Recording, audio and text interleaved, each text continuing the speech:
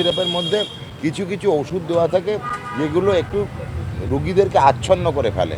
সেই আচ্ছন্নতার জন্য যদি কোনো রুগীর কোনো রকম অসুবিধা হয়, সেই জন্যই এই সতর্কতাটা ইউজুয়ালি দেখা যায়।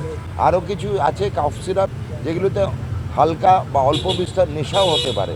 এই দুটি কারণেই এই বিজ্ঞপ্তি হওয়ার সম্ভাবনা, এবং আমার মনে হয় এই বিজ্ঞপ্তি কেন্দ্রীয় সরকারের স্বাস্থ্যনীতি অনুযায়ী, এবং আমার মনে হয় এটি ভালো নীতি বা ভালো বিজ্ঞপ্তির সূচনা। প্রচুর পরিমাণে কফ সিরাপ আমাদের এই রাজ্য থেকে বিশেষত সীমান্ত পেরিয়ে বাংলাদেশে চলে যায়। বাংলাদেশ নাকি মুসলমান দেশ বলে নাকি সেখানে মদ্যপান এবং নেশা করাটা হারাম, কিন্তু হারামের কতটা যে হারাম হতে পারে সেটা আমরা দেখতে পেয়েছি।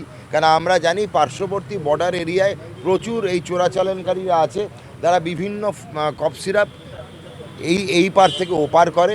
এর মতো ভালো ব্যবসা আর হয় না, কারণ কফ সিরাপের নেশা পশ্চিমবঙ্গে তথা ভারতবর্ষে অনেক অনেক কম।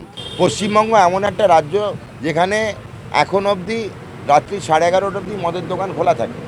আমি সুপারিশ জানাবো আমাদের দপ্তর থেকে এটার ব্যাপারে ব্যবস্থা নিতে। ওষুধের দোকান 8:30টায় বন্ধ হয়। তামসিক দ্রব্যের বিক্রি বন্ধ করতে বলছি না, মানুষকে সচেতন করতে বলছি।